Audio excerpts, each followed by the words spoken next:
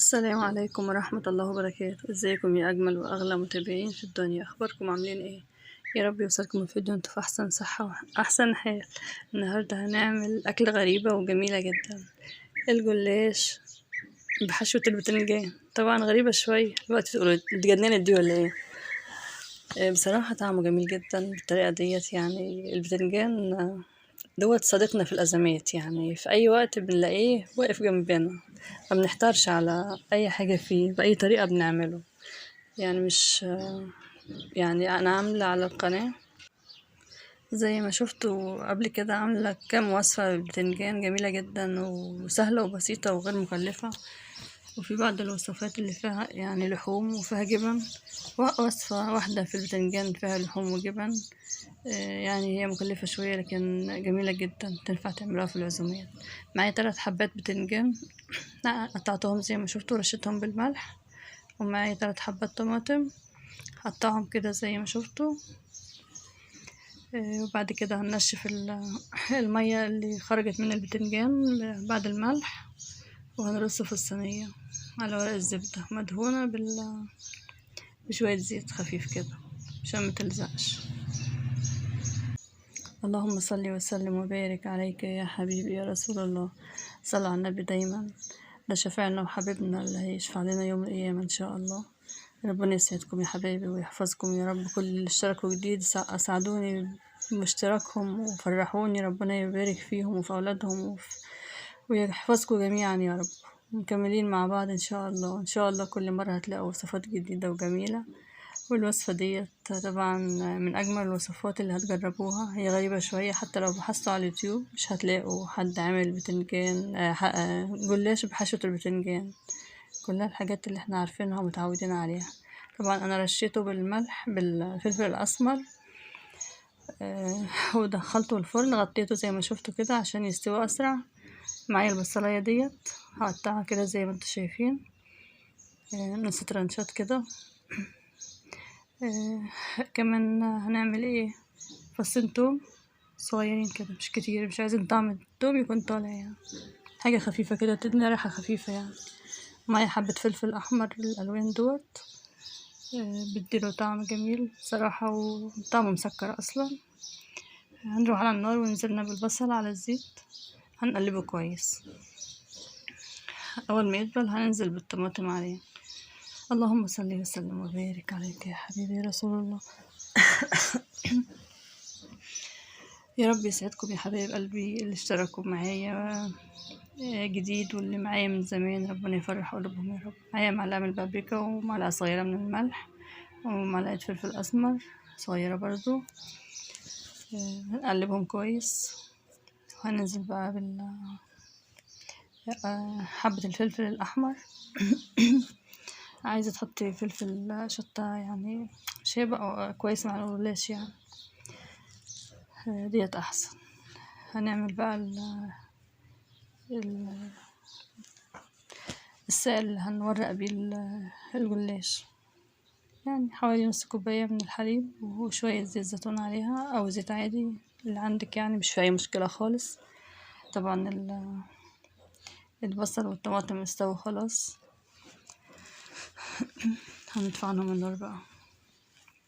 هنضيف عليهم بس البقدونس الأول. البقدونس دون برضو طعمه محبب وجميل، يعني بيحلي الأكلات، هو الفلفل الأحمر الحلو دوت. طبعا البتنجان دون صديقنا في الأزمات يعتبر. عندك بتنجان مش هتحتاري، هتعملي أي وصفة أي حاجة كده جميلة جدا ومش بتطلع وحشة يعني. في وصفات تحت في القناة بشوفوها، في وصفة صينية بتنجان المبشور بصراحة عاملة يعني كأنك بتاكلي بيتزا على رأي ابني، بيقول يا ماما أنا حاسة إن أنا باكل بيتزا مش بتنجان، إيه الجمال ده. طبعا معايا لفة جلاش، دهنت الصينية كده دهنة خفيفة بالزيت.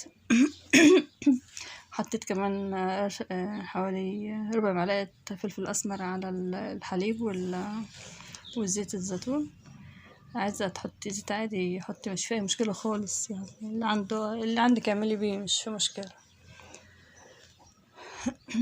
طبعا أنا يعني مش عارفة أقول إيه، مش بعلمكم يعني، أنا عندي فكرة بقدمها مش أكتر. يعني ممكن أنا أستفيد منك، عندك فكرة أنا عاملة حاجة مش عاجباكي قوليلي، لو عندك فكرة قوليها لي. كلنا بنتعلم من بعض، مش أو بناخد أفكار من بعض.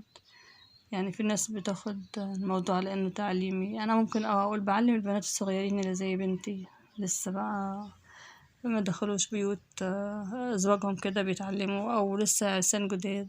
ربنا يسعدهم يا رب ويفرحهم. الواحد بيشوف كومنتات على القنوات بتزعل بصراحة. هو انت جاية تعلمينا؟ هو انت جاية تنظفينا؟ انت مش عاجبك ما تتفرجش. انا محدش كتب لي كده، انا لسه قناتي صغيرة يعني، بس انا بقصد او بوضح ان انا مش بعلم حد الا البنوتات الحلوين الصغيرين. هنوزع البتنجان زي ما شفتوا كده، وهنحط عليه من الخلطة بتاعتنا البصل والبقدونس والخلطة اللي عملناها الجميلة دي نوزعها عليه كده برضو. بصراحة اوعوا ما تجربوش، لانكم مش هتندموا، هتكرروها يعني، هتكرروها كتير. الوصفة دي جميلة جدا. وهنغطي الطبقة التانية كده، هنغطيه بكم ورقة، حوالي 4 أو 5 ورقات، عشان نكمل. في طبقة تانية هنحطها اللبن أو الحليب والزيت، بيخليه يبقى ممرق وجميل كده. طبعا أنا مش فاكرة إذا كنت قلت على يعني البتنجان لما بترصيه كده في الصينية وتغطيه بورق الفويل، ممكن تشويه بالطريقة ديت، شوي من غير بهدلة للبوتاجاز ومن غير ما تولعي الفرن مدة طويلة. 10 دقايق 15 دقيقة بالكتير بيكون استوى في الصينية في ورق وهو متغطي بورق الفويل. بصراحة جميل جدا يعني، طريقة للشوي جميلة. طالع عامل زي الزبدة يعني، الواحد بيشيله خايف ان هو يتقطع منه.